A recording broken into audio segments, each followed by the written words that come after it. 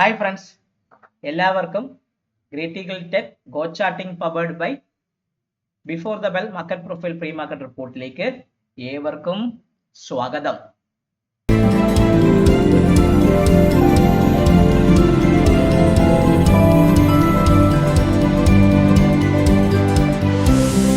കഴിഞ്ഞ കുറച്ച് ദിവസമായിട്ട് എനിക്ക് നമ്മുടെ വീഡിയോസ് ഒന്നും ഇല്ലായിരുന്നു. കാരണം നിങ്ങൾക്ക് അറിയാൻ പറ്റും, എൻ്റെ രണ്ട് കുട്ടികളും പനിയായിട്ട് ഹോസ്പിറ്റലായിരുന്നു. അപ്പൊ അതിന്റെ കുറച്ച് തിരക്കുകളൊക്കെ കാരണവും ഡിസ്ചാർജ് ഒക്കെ ഇന്നലേക്കായിരുന്നു. അപ്പൊ അതിന്റെ നല്ല തിരക്കായിരുന്നു. കാരണം കുട്ടികൾക്ക് ഞാനും വേണം, വൈഫും ഞാനും ഇല്ലെങ്കിൽ ഒന്നും നടക്കില്ല. അപ്പൊ അതുകൊണ്ട് അങ്ങനെ കുറെ കാര്യങ്ങളും, പിന്നെ ഞാൻ ആ ഒരു മെന്റൽ ആയിട്ടുള്ള ഒരു സ്ട്രെങ്ത് ഉള്ള സമയത്ത് ഞാനൊരു വീഡിയോ ചെയ്യുന്നതോ അല്ലെങ്കിൽ അതിന്റെ ഞാൻ ട്രേഡ് ചെയ്യുന്നതും ശരിയായ രീതി എല്ലാം തോന്നിയതുകൊണ്ട് മാത്രമാണ് ഞാൻ വീഡിയോ എടുക്കാത്തത്. പല ആൾക്കാർ എന്നെ വിളിച്ച് ചോദിച്ചു. ചോദിച്ചവർക്കും ചോദിക്കാത്തവർക്കും എല്ലാവർക്കും എൻ്റെ ഒരു സ്നേഹം. മാർക്കറ്റ് നല്ല രീതിയിലേക്ക് പോകാനുള്ള ചാൻസ് വളരെയധികം കൂടുതലാണ്. സോ കഴിഞ്ഞ 3 ദിവസം വീഡിയോ ഇല്ലാത്തതിന് ക്ഷമ ചോദിച്ചുകൊണ്ട് നമ്മുടെ മാർക്കറ്റ് പ്രൊഫൈൽ പ്രീ മാർക്കറ്റ് റിപ്പോർട്ടിലേക്ക് കടക്കാം. സോ ഇപ്പൊ കഴിഞ്ഞ ഇന്നലെ ശനിയാഴ്ച ആയിരുന്നു. ഇന്നലെ നമുക്ക് 3 റിസൾട്ട് ഒന്ന് വെള്ളിയാഴ്ച വൈകിട്ടായപ്പോൾ റിലയൻസ് റിസൾട്ട് വന്നായിരുന്നു. ഇന്നലെ ICICI ബാങ്കിന്റെ HDFC ബാങ്കിന്റെ ഈ 3 റിലയൻസ്, ICICI, HDFC ഈ 3 ത്രയങ്ങൾ വിചാരിച്ചു കഴിഞ്ഞാൽ നമ്മുടെ മാർക്കറ്റിനെ എങ്ങോട്ട് വേണോ കൊണ്ടുപോകാൻ പറ്റും. ആ ഒരു കൃത്യമായ ഒരു ഇതാ ഈ ആഴ്ച കടന്നു പോയത്. നമുക്ക് നോക്കേണ്ടത് ഈ വരാൻ പോകുന്ന നാളെയിലൊക്കെ നമ്മുടെ മൺഡേയിലും ട്യൂസ്ഡേയിലും അങ്ങനെ വലിയൊരു ന്യൂസും നമ്മുടെ ഇന്ത്യൻ മാർക്കറ്റിലെ മണി സപ്ലൈയെ കുറിച്ചും അങ്ങനെ വേറെ വലിയൊരു ന്യൂസും ഇല്ല. നമുക്ക് നമ്മുടെ ഗ്ലോബൽ മാനുഫാക്ചറിങ് ഡേറ്റ വരുന്നുണ്ട്. നമ്മുടെ വരുന്ന വ്യാഴാഴ്ച വരുന്നുണ്ട്. ഗ്ലോബൽ മാനുഫാക്ചറിങ് ഡേറ്റ വരുന്നുണ്ട്. അതിനുശേഷം അമേരിക്കൻ മാർക്കറ്റിന്റെ നോർമൽ കോർ റീറ്റെയിൽസ് എല്ലാ പ്രാവശ്യം വരാവുന്ന manufacturing data, retail data, home sales അങ്ങനെയുള്ള കാര്യങ്ങളൊക്കെ മാത്രമേ ഈ ആഴ്ച വരുന്നുള്ളൂ. സോ വളരെ വ്യക്തമായ രീതിയിലുള്ള ഒരു പോസിറ്റീവായ ഘടകങ്ങളൊക്കെ മാർക്കറ്റിൽ വരാൻ പോകുന്ന ന്യൂസ്. അതിപ്പോൾ RBIയുടെ ഭാഗത്ത് മോണിറ്ററി പോളിസി അങ്ങനെയുള്ള കാര്യങ്ങളൊന്നും ഈ വരാൻ പോകുന്ന ആഴ്ചകൾക്ക് ഇല്ല. പക്ഷെ നമ്മുടെ ഏറ്റവും വലിയൊരു കാര്യം, നമ്മളെ ഇൻഫ്ലേഷൻ ഏറ്റവും 77 മാസത്തെ ലോവർ ലെവലിൽ നിൽക്കുന്നത് കൊണ്ട് നമ്മുടെ ബാങ്ക്സിന്റെ ഭാഗത്ത് മണി സപ്ലൈക്ക് വേണ്ടി വേണമെങ്കിൽ കുറച്ചും കൂടെ എന്തെങ്കിലും ഒരു അക്കോമഡേറ്റീവ് സ്റ്റാൻഡിലേക്ക് RBI വരാനുള്ള ചാൻസ് വളരെയധികം കൂടുതലാണ്. അപ്പൊ അങ്ങനെയുള്ള കുറച്ച് കാര്യങ്ങളൊക്കെ വരുന്നുണ്ട്. പിന്നെ ട്രംപിന്റെ താരിഫ് വരുന്നു എന്നൊക്കെ പറഞ്ഞ് ഈ പുലി വരുന്ന രീതിയിലേക്ക് പറയുന്നു. പുലിയും വരുന്നില്ല, പൂച്ചയും വരുന്നില്ല. അതുകൊണ്ട് ട്രംപിനെ ഇപ്പൊ ആരും നോക്കുന്നില്ല. ഒരു ലുനാറ്റിക് അല്ലെങ്കിൽ ഒരു ഭ്രാന്തൻ എന്ത് പറയുന്നു ആ ഒരു രീതിയിലേക്ക് വേണ്ടി മാത്രമാണ് ഇപ്പം ട്രംപിനെ കുറിച്ച് ആൾക്കാരെ ട്വീറ്റിനൊക്കെ ഫോളോ ചെയ്യുന്നത്. പണ്ട് ട്രംപ് ട്വീറ്റിനെ എന്റെ ട്വീറ്റ് കൊണ്ടുവന്ന മാർക്കറ്റ് മൂവ് ചെയ്ത് ട്രംപ് പറഞ്ഞിട്ടുണ്ട്. ഇപ്പം ട്രംപിന്റെ ട്വീറ്റ് വന്നാൽ പോലും ആരും നോക്കാറ് പോലില്ല. അതാണ് എന്റെ ഒരു വിചാരം. സോ നമുക്ക് നോക്കേണ്ടത് ഇന്നലെ വന്ന HDFC ബാങ്ക് റിസൾട്ട്. നമ്മുടെ ഏറ്റവും വലിയ കൊമ്പൻ HDFC ബാങ്ക് റിസൾട്ട്, ഈ സ്റ്റാൻഡേർഡ് നെറ്റ് പ്രോഫിറ്റ് വന്ന് ഇയർ ഓൺ ഇയർ കൂടിയിട്ടുണ്ട്. നെറ്റ് ഇൻട്രസ്റ്റ് ഇൻകം വന്ന് ഇയർ ഓൺ ഇയർ വെച്ച് കൂടിയിട്ടുണ്ട്. അതർ ഇൻകം കുറച്ചും കൂടെ കൂടി 217.3 ബില്യൺ റുപ്പി വന്നിട്ടുണ്ട്. പിന്നെ പ്രൊവിഷൻസും കണ്ടിജൻസിയും കുറച്ച് കാര്യങ്ങൾ കുറച്ച് കൂടിയിട്ടുണ്ട്. അപ്പൊ ക്വാർട്ടർലി നോക്കുമ്പോൾ നമ്മുടെ കഴിഞ്ഞ പ്രാവശ്യത്തെ വെച്ച് നോക്കുകയാണെങ്കിൽ quarterly provisions Q4 FY25 31.9 billion rupee ആയിരുന്നത് ഇപ്പോൾ Q1 FY26 അതായത് നമ്മൾ ഇപ്പൊ നടന്ന ഫസ്റ്റ് ക്വാർട്ടറിൽ 144 ബില്യൺ, അതായത് കുറച്ച് 90 ബില്യന്റെ ഫ്ലോട്ടിങ്ങും 70 ബില്യൺ കണ്ടിജന്റ് ബഫറും വെച്ച് കുറച്ച് പ്രൊവിഷൻസ് അവർ കൂട്ടിയിട്ടുണ്ട്. അപ്പം ക്വാർട്ടർലി പ്രൊവിഷൻസ് കൂട്ടിയത് ബാങ്കിന് എന്തോ ഒരു കാര്യം അടി കിട്ടുമെന്ന് പ്രൊവിഷൻ ബാങ്ക് വയ്ക്കുന്നുണ്ട്. ഇപ്പൊ RBIയുടെ പുതിയ കഴിഞ്ഞ വർഷങ്ങളിലൊക്കെ വന്ന റൂൾ പ്രകാരം നമ്മൾ 3 മാസം കഴിഞ്ഞാൽ NBAകളെല്ലാം കൃത്യമായിട്ട് പ്രൊവിഷൻസിലേക്ക് കൊടുത്ത് അതിനെ ക്ലിയർ ആക്കി പോകണമെന്നാണ് RBI റൂൾ. അപ്പൊ അത് പ്രകാരം NPAs കുറച്ച് കൂടിയിട്ടുണ്ടെന്നാണ് എൻ്റെ ഒരു കൃത്യമായ അനലൈസ്. അതുകൂടാതെ സമ്മറി നോക്കുകയാണെങ്കിൽ നിങ്ങൾ നോക്കുമ്പോൾ അറിയാൻ പറ്റും നെറ്റ് ഇൻട്രസ്റ്റ് മാർജിൻ കുറഞ്ഞിട്ടുണ്ട്. അത് നമ്മളെ കഴിഞ്ഞ പ്രാവശ്യത്തെ അപേക്ഷിച്ച് നോക്കുകയാണെങ്കിൽ ക്വാർട്ടറിൽ ഇത് വെച്ച് നോക്കുമ്പോൾ ഇൻട്രസ്റ്റിംഗ് മാർജിൻ കുറഞ്ഞിട്ടുണ്ട്. പൊതുവെ എന്നെ സംബന്ധിച്ചൊരു വീക്ക് റിസൾട്ടാണ് HDFC ബാങ്കിന്റെ. അപ്പം അതിനെ മറയ്ക്കാൻ വേണ്ടിയിട്ടാണ് HDFC ബാങ്ക് എന്ത് കൊന്നിക്കുന്നത്, 5 രൂപയുടെ ഒരു ബോണസും ഡിവിഡൻഡും കൊടുത്തു. ആദ്യമായിട്ട് സ്റ്റോക്കിന്റെ ചരിത്രത്തിൽ ആദ്യമായിട്ട് 1:1 ബോണസ് റേഷ്യോയും കൊടുത്തു. ഇത് രണ്ട് കാര്യങ്ങൾ എന്തോ ഒരു തെറ്റ് ഞാൻ മറയ്ക്കാനുണ്ടെന്ന് എനിക്ക് വരാൻ പോകുന്ന എന്തോ പണി ഞാൻ നിങ്ങളുടെ മുമ്പിൽ കേക്ക് വെള്ളപൂശി വയ്ക്കുന്നു. ചെവരനെ വെള്ളപൂശി വെച്ചിട്ട് അകത്ത് മഴയും പെയ്ത് താഴോട്ട് വെള്ളം വന്നിരിക്കുന്ന അവസ്ഥയിലാണെങ്കിൽ നമുക്ക് എന്ത് ചെയ്യും? ആ ഒരു അവസ്ഥയിലേക്കുള്ള ഒരു HDFC റിസൾട്ടാണ് വന്നത്. ഏറ്റവും വേഴ്സ്റ്റ് റിസൾട്ടാണ്. നിങ്ങൾ നോക്കി അറിയാൻ പറ്റും HDFC ബാങ്ക് നമ്മുടെ മാർക്കറ്റ് പ്രൊഫൈൽ സ്ട്രക്ചറിൽ നോക്കുമ്പോൾ നിങ്ങൾക്ക് HDFC ബാങ്ക് നിങ്ങൾ നോക്കി അറിയാൻ പറ്റും. HDFC ബാങ്ക് ആണെങ്കിൽ കഴിഞ്ഞ വെള്ളിയാഴ്ച അടിച്ച് താഴേക്ക് ഇറങ്ങി ഏകദേശം പറഞ്ഞാൽ ഒരു 1.5% താഴെയാണ് HDFC ബാങ്ക് വന്നത്. നമ്മുടെ ഇമ്പോർട്ടന്റ് ലെവലൊക്കെ പൊട്ടി പൊട്ടി ആശം താഴേക്ക് വന്നാണ് HDFC ബാങ്ക് ക്ലോസ് ചെയ്തിരിക്കുന്നത്. ഒരു ഏറ്റവും ലോവർ ലെവൽ സ്ട്രക്ചറിലാണ് മാർക്കറ്റ് ക്ലോസ് ചെയ്തത്. ചിലപ്പോൾ നമുക്കറിയാലോ, നല്ല റിസൾട്ട് വന്നാൽ മാർക്കറ്റ് അടിക്കും, ചീത്ത റിസൾട്ട് വന്നാൽ മാർക്കറ്റ് സ്റ്റോക്ക് കയറും. അങ്ങനെയൊക്കെ ഒരു മൂവ്മെന്റ് വേണമെങ്കിൽ നാളെ സംഭവിക്കാം. അതുകൊണ്ട് നാളെ HDFC ബാങ്ക് എവിടെ ഓപ്പൺ ചെയ്യുന്നു, അത് ഇന്നത്തെ ക്ലോസ് ലോവർ ലെവൽ സ്ട്രക്ചറിന് താഴെയാണ് HDFC ബാങ്ക് നിൽക്കുന്നുണ്ടെങ്കിൽ വീണ്ടും താഴേക്ക് മാർക്കറ്റ് അടിച്ച് HDFC ബാങ്ക് താഴെ, അത് HDFC ബാങ്കിനെ സംബന്ധിച്ച് 1942 എന്ന് പറഞ്ഞ ഇമ്പോർട്ടന്റ് സപ്പോർട്ട് 1942. ഈ 1942 എന്ന് പറഞ്ഞ ഇമ്പോർട്ടന്റ് HDFC ബാങ്കിന്റെ സപ്പോർട്ട് പൊട്ടി HDFC ബാങ്ക് നിൽക്കുകയാണെങ്കിൽ HDFC വീണ്ടും 1900 ഭാഗത്തേക്കും അതിന് താഴെ 1880 ഭാഗത്തേക്ക് HDFC ബാങ്ക് വരാനുള്ള ചാൻസ് കൂടുതലാണ്. അപ്പം HDFC നിങ്ങൾ നോക്കി അറിയാൻ പറ്റും. HDFC ബാങ്കിനെ സംബന്ധിച്ച് നിങ്ങൾ നോക്കുമ്പോൾ HDFC ബാങ്കിന്റെ ഏറ്റവും വലിയ ഇമ്പോർട്ടന്റ് സപ്പോർട്ട് എന്ന് പറഞ്ഞാൽ ഈ ഒരു 1949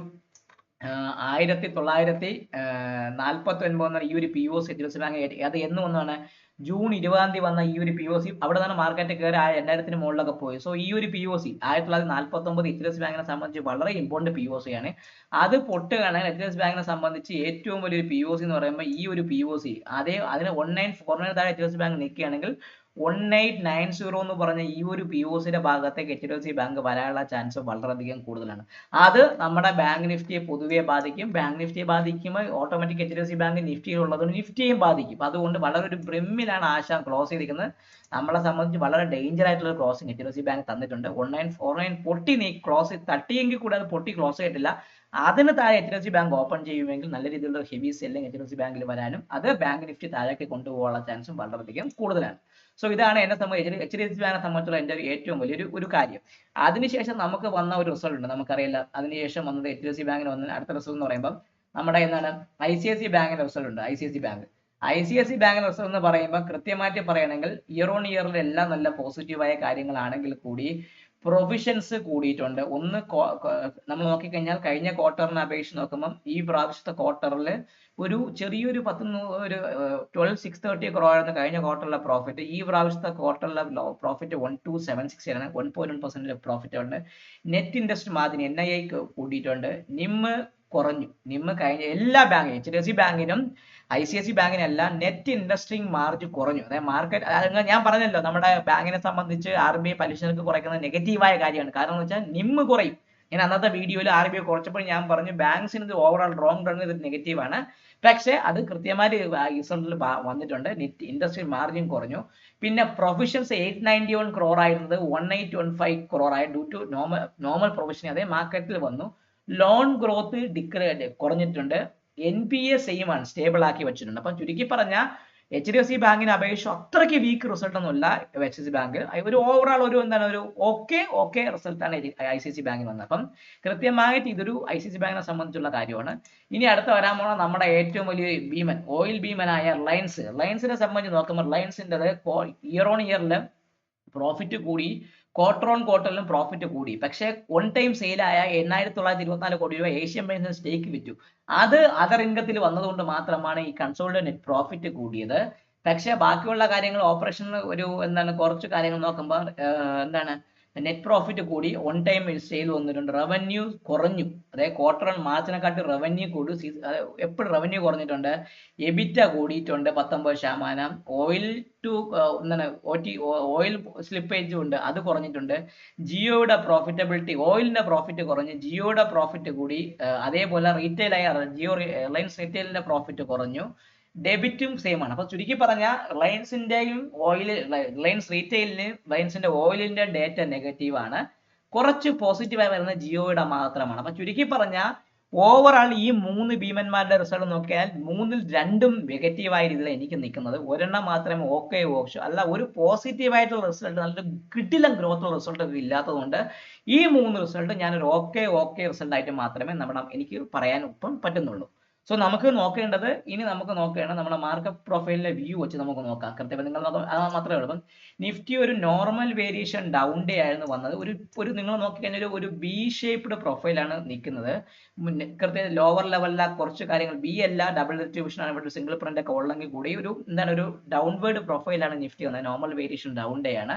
നമ്മുടെ POC നിൽക്കുന്ന 24,965 ഭാഗത്താണ് POC നിൽക്കുന്നത്. അപ്പൊ എനിക്ക് ആദ്യം ഒന്ന് POC ഒന്ന് മാർക്ക് ചെയ്യണം. എത്രയാണ് POC? 24,965 ആണ് എന്റെ POC. അപ്പൊ ഞാൻ ആ POC ഒന്ന് HDFC ബാങ്കിന്റെ POC ഒന്ന് മാറ്റട്ടെ. സോ ആദ്യം ചെയ്യേണ്ടത് നമ്മൾ നിഫ്റ്റി എത്രയാണ് 24,964 65 പി ഒ സി. അപ്പൊ ഞാൻ ആ പി ഒ സി ഒന്ന് വരയ്ക്കുകയാണ്. 24,965 ആണ് എന്റെ പി ഒ സി. ഞാൻ പി ഒ സി ഒന്ന് മാറ്റിയാണ്. കളർ ഞാൻ മാറ്റിയത് നിങ്ങൾക്ക് അറിയാമല്ലോ. 24,965 ആണ്, നമ്മൾ വെള്ള കളറിലേക്ക് മാറിയുണ്ട്. 24,965 ആണ് എന്നെ സംബന്ധിച്ചുള്ള നിഫ്റ്റിയിലെ പി ഒ സി. ഞാൻ ആ പി ഒ സി ഒന്ന് മാർക്ക് ചെയ്ത് വെച്ചു. ഇനി എന്നെ സംബന്ധിച്ചുള്ള ബെയറിഷ് റഫറൻസ് പറയുമ്പോൾ വ്യക്തമായിട്ട് ഞാൻ പറയുകയാണെങ്കിൽ ഈ ഒരു ഇമ്പോർട്ടന്റ് ഏരിയ 24,900 താഴെ 24,928 താഴെ മാത്രമേ, അല്ലെങ്കിൽ 928 താഴെ മാത്രമേ ഞാൻ ഇതിന് സെല്ലിംഗ് എടുക്കുള്ളൂ. അപ്പൊ എന്നെ സംബന്ധിച്ചുള്ള പി ഒ സി ഇത് ബെയറിഷ് റഫറൻസ് ആണ്. ഇത് പി ഒ സി അല്ല. ഞാൻ പി ഒ സിയുടെ കളർ ഒന്ന് മാറ്റട്ടെ, മഗ്നീറ്റ കളർ കൊടുക്കട്ടെ. പി ഒ സി ഇതാണ്. ഇനി എന്നെ സംബന്ധിച്ചുള്ള ബെയറിഷ് റഫറൻസ് പറയുമ്പോൾ 24,900 എത്രയാണ്? 24,900 24,900 ആണ് എന്നെ സംബന്ധിച്ചുള്ള ബെയറിഷ് റഫറൻസ്. അതിന് താഴെ മാത്രമേ ഞാൻ ഇനി നിഫ്റ്റിയിൽ സെല്ലിങ്ങിനെ കുറിച്ച് ചിന്തിക്കുകയുള്ളൂ. 24,900 താഴെ മാത്രമേ നിഫ്റ്റിയിൽ ഞാൻ ഒരു സെല്ലിങ്ങിനെ കുറിച്ച് ചിന്തിക്കാൻ പറ്റുള്ളൂ. അത് ഞാനൊന്ന് മാർക്ക് ചെയ്ത് വെച്ചേക്കാം, 24,900. സോ പി ഒ സിയുടെ കളർ നിങ്ങൾക്ക് അറിയാമല്ലോ. പി ഒ സിയുടെ കളറ് മഗ്നീറ്റ ആണ്. ആ മഗ്നീറ്റ വച്ചിട്ടുണ്ട് പി ഒ സി. ഞാൻ ആ ഇത് കൃത്യമായിട്ട് കൊടുത്തു, കളർ മാറ്റി. സോ പി ഒ സി ഇതാണ് 24,965. 24,965 ആണ് പി ഒ സി. അത് ഞാനൊന്ന് മാർക്ക് വെച്ചു. ഇനി നോക്കേണ്ട ബെയറിഷ് റഫറൻസ് വരുന്നത് 24,900 ആണ്. സോ ഇനി നോക്കേണ്ട 24,900 പൊട്ടുകൂടി നിഫ്റ്റി എവിടം വരെ വരാം? ഫസ്റ്റ് ടാർഗറ്റ് എന്ന് പറയുമ്പോൾ എന്നെ സംബന്ധിച്ച് ഈ പി ഒ സി ആയ നിഫ്റ്റി, ഈ പി ഒ സി അല്ലെങ്കിൽ ഇവിടെ സിംഗിൾ പ്രിന്റ് ആയ 24,850 ഭാഗത്തേക്ക് വരാം. സോ S1 എന്ന് പറയുമ്പം കൃത്യമായിട്ട് പറയണമെങ്കിൽ S1 എന്ന് പറയുന്നത് 24,850 ഭാഗത്തേക്ക് വരാം. 24,850 ഭാഗത്തേക്ക് നിഫ്റ്റി വരാം. സോ S1 അവിടെയാണ്. അത് പൊട്ടുകയാണെങ്കിൽ നമ്മൾ എങ്ങോട്ട് വരും? അത് പൊട്ടുകയാണെങ്കിൽ അടുത്ത വരാൻ പോകുന്നത് കൃത്യമായിട്ട് പറയണമെങ്കിൽ നമുക്ക് നോക്കേണ്ട ഏറ്റവും വലിയ കാര്യം എന്ന് പറയുന്നത്, അത് പൊട്ടുകയാണെങ്കിൽ നിഫ്റ്റിയെ സംബന്ധിച്ച് അടുത്തത് ഈ ഒരു ഇമ്പോർട്ടന്റ് ഏരിയ ആയ 24,786. ഇവിടെ തന്നെ നമ്മളെ മാർക്കറ്റിലോട്ട് ഒരു ട്രെൻഡിങ് ഒരു അപ്പ് വന്ന ദിവസമാണ് 20th ഫ്രൈഡേ വെള്ളിയാഴ്ച കയറി പോയ 24,786 ഭാഗത്തേക്ക് വരാം. S2 എന്ന് പറയുമ്പോൾ 24 എന്താണ്? S2 എന്ന് നിൽക്കുന്നത് 24,786 ഭാഗത്താണ് X2 വരുന്നത്. അപ്പൊ അത് ഞാനൊന്ന് മാർക്ക് ചെയ്ത് വെച്ചു. ഇപ്പൊ S1 ആയി, S2 ആയി. ക്ലിയർ ആവുന്നുണ്ടല്ലോ? ഇപ്പൊ S1 വെച്ചു 24,786 ആണ് എന്നെ സംബന്ധിച്ചുള്ള S2. സോ S1 ആയി, S2 ആയി. അപ്പം കൃത്യമായിട്ട് പറഞ്ഞാൽ 24,900 പൊട്ടുകയാണെങ്കിൽ നിഫ്റ്റിയിൽ സെല്ലിംഗ് വരാം. ആ സെല്ലിംഗ് 24,850, 24,786 ഭാഗത്തേക്ക് വരാനുള്ള ചാൻസ് കൂടുതലാണ്. ഇനി നമുക്ക് നോക്കേണ്ടത് ഇനി ബുള്ളിഷ് റഫറൻസ് നോക്കണം. ബുള്ളിഷ് റഫറൻസ് എവിടെയാണെന്ന് നോക്കണമല്ലോ. സോ എന്നെ സംബന്ധിച്ച് ബുള്ളിഷ് റഫറൻസ് പറയുമ്പോൾ ഇന്നലത്തെ പി ഒ സിയുടെ ഹൈക്ക് അല്ലെങ്കിൽ ഇന്നലത്തെ ഒരു ലെവൽ അറിയാലോ, ഏറ്റവും വലിയ ഇമ്പോർട്ടന്റ് ആയി ഇന്നലത്തെ കൃത്യമായിട്ട് പറയുകയാണെങ്കിൽ ഈ ഒരു 25,50 25,050 മുകളിൽ സസ്റ്റെയിൻ ചെയ്യുക. 25,050 മുകളിൽ സസ്റ്റെയിൻ ചെയ്യുമെങ്കിൽ നമുക്ക് വീണ്ടും ഒരു ബുള്ളിഷ് റഫറൻസിന്റെ മുകളിലേക്ക് പ്ലാൻ ചെയ്യാം. ആ പ്ലാനിങ് എങ്ങോട്ട് വരും? ഫസ്റ്റ് ടാർഗറ്റ് എന്ന് പറയുമ്പോൾ, ഫസ്റ്റ് കൃത്യമായിട്ട് പറയുകയാണെങ്കിൽ ഫസ്റ്റ് ടാർഗറ്റ് എന്ന് പറയുമ്പം R1 എവിടെയാണ്? R1 എന്ന് പറഞ്ഞാൽ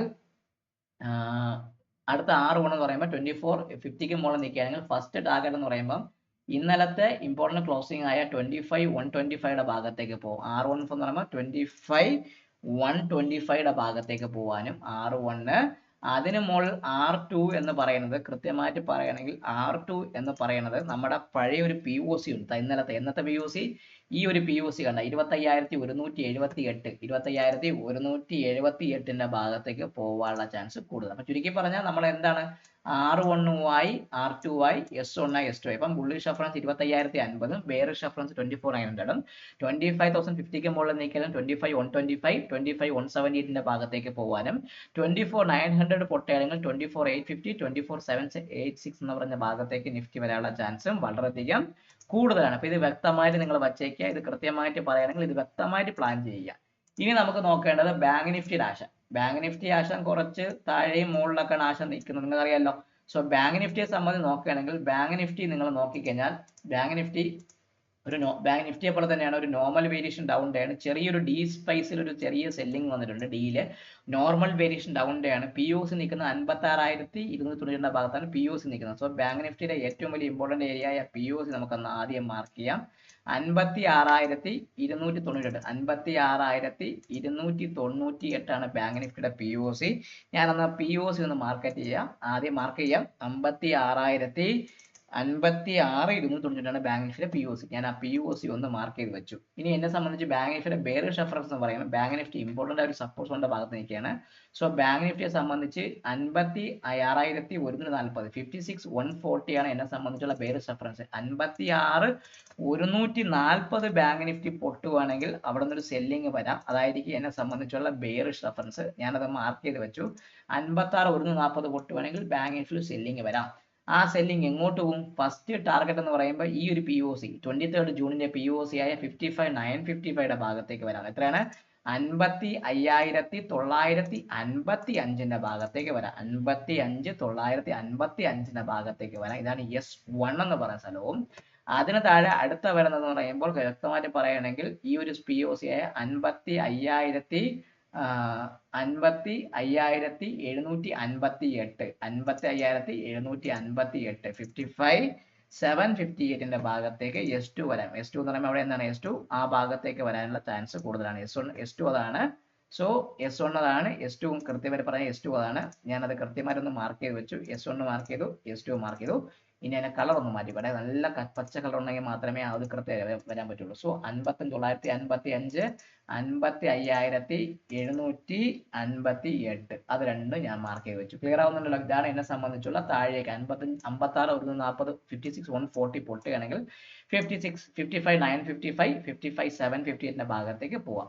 ഇനി ബുള്ളിഷ് റെഫറൻസ് പറയുമ്പോൾ ബാങ്ക് നിഫ്റ്റിയെ സംബന്ധിച്ച് നിങ്ങൾ നോക്കുകയാണെങ്കിൽ എന്നെ സംബന്ധിച്ച് ബാങ്ക് നിഫ്റ്റി എന്ന് പറയുമ്പോൾ ഈ ഒരു ഓപ്പണിംഗ് അതായത് 56,550 മുകളിൽ മാത്രമേ ഒരു ബൈ എടുക്കാൻ പറ്റുള്ളൂ. 56,550 മുകളിൽ മാത്രമേ ബാങ്ക് നിഫ്റ്റിയിൽ ഒരു ബൈയിനെ കുറിച്ച് നിങ്ങൾ ചിന്തിച്ചാൽ മതി. അതിന് മുകളിൽ നിൽക്കുകയാണെങ്കിൽ മാത്രം ഒരു ബൈയിങ് എടുക്കാം. ആ ബൈയിങ് ഫസ്റ്റ് എവിടെ പോകും? ഫസ്റ്റ് ടാർഗറ്റ് എന്ന് പറയുമ്പോൾ ബാങ്ക് നിഫ്റ്റിയെ സംബന്ധിച്ച് നോക്കിക്കഴിഞ്ഞാൽ ഫസ്റ്റ് ടാർഗറ്റ് എന്ന് പറയുമ്പോൾ 6.1 എന്ന് പറഞ്ഞാൽ കൃത്യമായിട്ട് പറയുകയാണെങ്കിൽ 6.1 55,761 ഫസ്റ്റ് ടാർഗറ്റ് 56,761 സോറി 55,000 അല്ല 56,761 പറഞ്ഞാൽ നമ്മുടെ ആ ഒരു ലെവലിലേക്ക് പോകാനും അതിന് മുകളിൽ ഈ POC ആയ 56,905 സെക്കൻഡ് ടാർഗറ്റ് എന്ന് പറയുമ്പോൾ 56,900 R2 എന്ന് പറയുന്നത് നമ്മുടെ വ്യാഴാഴ്ച POC ആയ 56,906 ഭാഗത്തേക്കും വരാനുള്ള ചാൻസ് കൂടുതൽ. അപ്പൊ ചുരുക്കി പറഞ്ഞാൽ ബാങ്ക് നിഫ്റ്റിയുടെ ബുള്ളിഷും ബെയറിഷും എന്താണ്?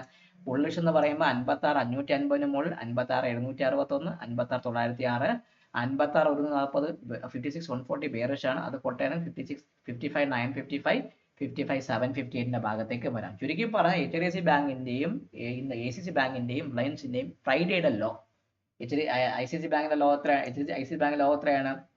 ICICI ബാങ്ക് കയറിയാണ് നിൽക്കുന്നത്. ഫ്രൈഡേ ലോ ആയ 1408 ഇമ്പോർട്ടന്റ് ആണ്. HDFC ബാങ്ക് തിരിച്ച് മൈനസ് ആണ്. അതിന്റെ ലോ ആയ 1950 ഇമ്പോർട്ടന്റ് ആണ്. അതിനുശേഷം നമ്മൾ എയർലൈൻസിന്റെ ലോവർ ലെവലായ 1470 ഇമ്പോർട്ടന്റ് ആണ്. ഇത് മൂന്നും ലോവർ ലെവൽ സ്ട്രക്ചർ പൊട്ടുകയാണെങ്കിൽ മാർക്കറ്റ് അടിച്ചിറങ്ങി താഴേക്ക് ഇറങ്ങാനും നമ്മുടെ ഈ പറഞ്ഞ ലോവർ ലെവലിലുള്ള ബെയറിഷ് റെഫറൻസ് ഒക്കെ പൊട്ടി താഴേക്ക് ഇറങ്ങി എല്ലാ ലെവലും തരാനുള്ള ചാൻസും വളരെയധികം കൂടുതലാണ്. സോ എല്ലാവർക്കും ഒരു കൂടി വീഡിയോ കാണുക, ദയവേത് ലൈക്ക് ചെയ്യുക, കമന്റ് ചെയ്യുക, നിങ്ങളുടെ ട്രേഡിംഗ് ഫ്രണ്ട്സിന് വീഡിയോ അയച്ചു കൊടുക്കുക. പിന്നെ എൻ്റെ ഒരു ബാച്ച് 4 എന്ന് പറഞ്ഞ പുതിയൊരു മാർക്കറ്റ് പ്രൊഫൈൽ ഓർഡർ ഫ്ലോയുടെ മെന്ററിംഗിന്റെ പുതിയൊരു ബാച്ച് നിങ്ങൾ എങ്ങനെ 6 മാസം ഒരു ബാച്ച് സ്റ്റാർട്ട് ചെയ്യാൻ ബാച്ച് 2 കംപ്ലീറ്റ് ആയിട്ടുണ്ട്. ബാച്ച് 4 സ്റ്റാർട്ട് ചെയ്യാൻ പോവുകയാണ്. സോ അത് ഈ ബുധനാഴ്ച അതിന്റെ ഫസ്റ്റ് ക്ലാസ് തുടങ്ങും. സോ നിങ്ങൾക്ക് അത് ജോയിൻ ചെയ്യണം താല്പര്യമുണ്ടെങ്കിൽ ആ കണ്ടീഷൻസ് എൻ്റെ യൂട്യൂബിനകത്ത് ഒരു ടെലിഗ്രാമിന്റെ ഒരു ലിങ്ക് ഉണ്ടാവും. ആ ടെലിഗ്രാം ലിങ്ക് നിങ്ങൾ കയറുമ്പോൾ അതിനകത്ത് വ്യക്തമായ കണ്ടീഷൻസ് ഞാൻ പറഞ്ഞിട്ടുണ്ടാവും. ആ കണ്ടീഷൻസ് ഒക്കെ നിങ്ങൾ സാറ്റിസ്ഫൈഡ് ആണെങ്കിൽ മാത്രമേ ജോയിൻ ചെയ്യാൻ പാടുള്ളൂ. അല്ലാതെ നിങ്ങൾക്ക് പൈസ കോടിക്കണക്കിന് രൂപ കിട്ടും അല്ലെങ്കിൽ എൻ്റെ പൈസ ഡബിൾ ആവുന്ന രീതിയിൽ ഒരാൾക്കും അങ്ങനെ രീതി ചെയ്യാൻ പാടില്ല. മാർക്കറ്റാണ് അങ്ങനെ നിൽക്കുന്നുണ്ട്. പഠിക്കാൻ താല്പര്യമുള്ളവർക്ക് വേണ്ടി മാത്രം ജോയിൻ ചെയ്യാൻ വരിക.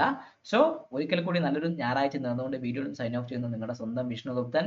ചാനൽ കാണുക, ലൈക്ക് കുറവാണ് ലൈക്ക് ചെയ്യുക, കമന്റ് ചെയ്യുക, നിങ്ങൾ ട്രേഡിംഗ് ഫ്രണ്ട്സിന് വീഡിയോ അയച്ചു കൊടുക്കാൻ മറക്കാതിരിക്കുക. Take care, bye bye.